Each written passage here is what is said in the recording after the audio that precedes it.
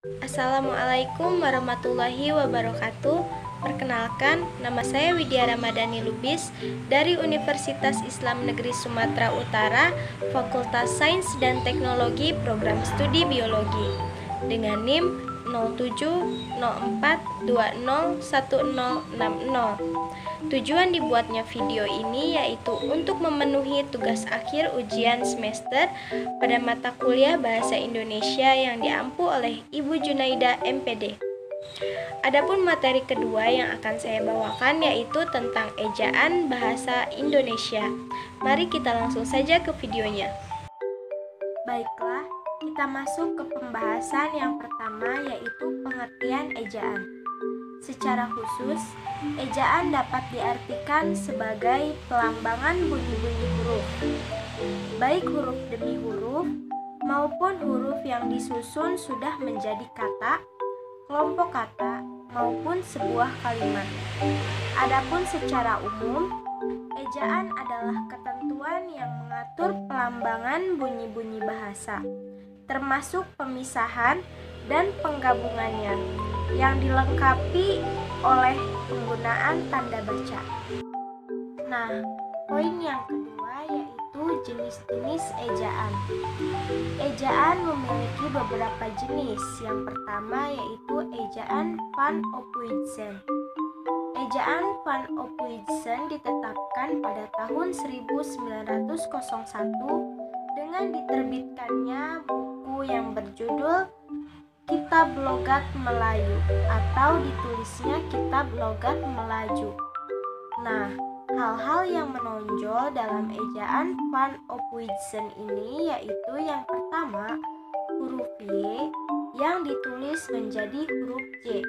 Contohnya seperti dalam slide yang saya tampilkan. Kemudian, huruf U ditulis menjadi OE dan huruf K dalam akhir suku kata atau pada akhir kata ditulis dengan tanda koma di atas seperti pada kata rakyat. Yang kedua yaitu ejaan Republik atau ejaan Suwandi. Ejaan Republik adalah ejaan baru yang disusun oleh Panitia Ejaan Bahasa Indonesia yang diketuai oleh Mr. Suwandi.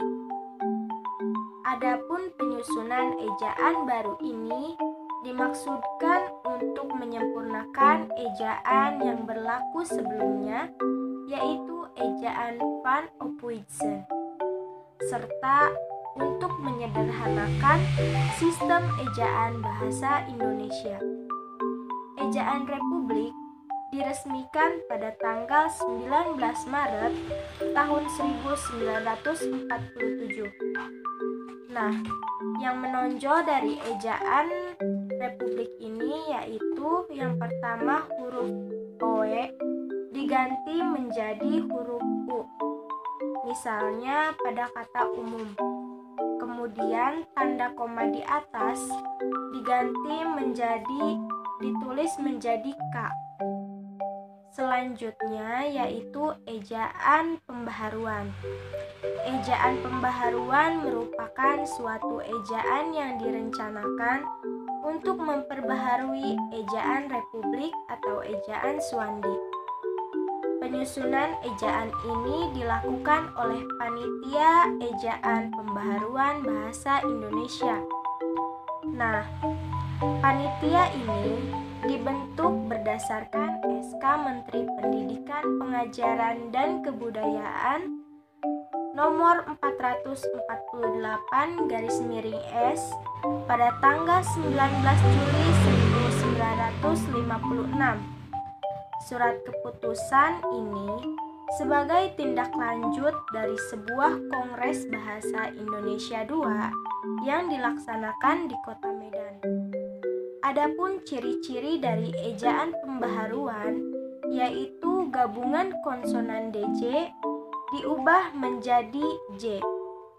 Nah, contohnya seperti yang terdapat pada slide yang saya tampilkan. Selanjutnya yaitu ejaan melindo.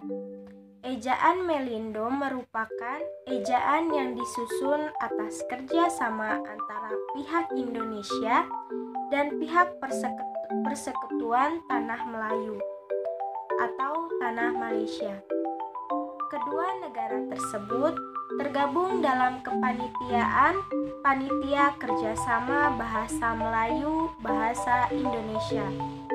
Nah, pada tahun 1959, panitia ini merumuskan konsep ejaan bersama yang disebut dengan ejaan Melindo. Ciri-ciri dari ejaan ini adalah yang pertama, gabungan konsonan TJ seperti pada kata cinta diubah dengan C.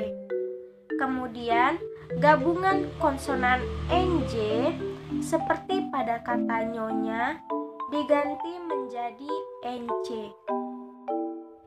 Selanjutnya yaitu ejaan baru. Ejaan baru merupakan lanjutan dari usaha yang dirintis oleh Panitia Melindo. Para pelaksananya pun di samping terdiri dari Panitia Ejaan LBK atau Lembaga Bahasa dan Kesusastraan, juga dari Panitia Bahasa Malaysia.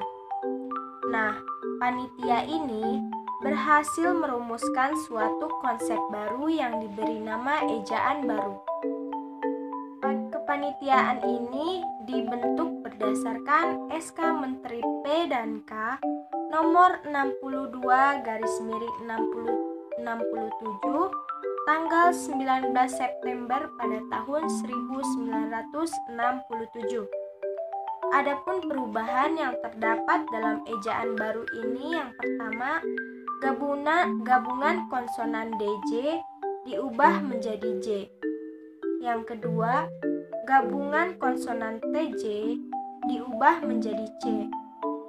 Kemudian, gabungan konsonan NJ diubah menjadi NY.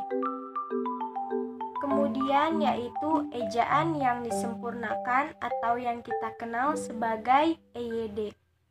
Ejaan yang disempurnakan atau EYD diresmikan Presiden Republik Indonesia yaitu Soeharto pada tanggal 16 Agustus 1972. Pedoman ejaan bahasa Indonesia disebut pedoman umum karena pada dasarnya hanya mengatur hal-hal yang umum. Ejaan yang disempurnakan merupakan hasil penyempurnaan dari beberapa ejaan yang disusun sebelumnya. Selanjutnya yaitu ejaan bahasa Indonesia atau EBI.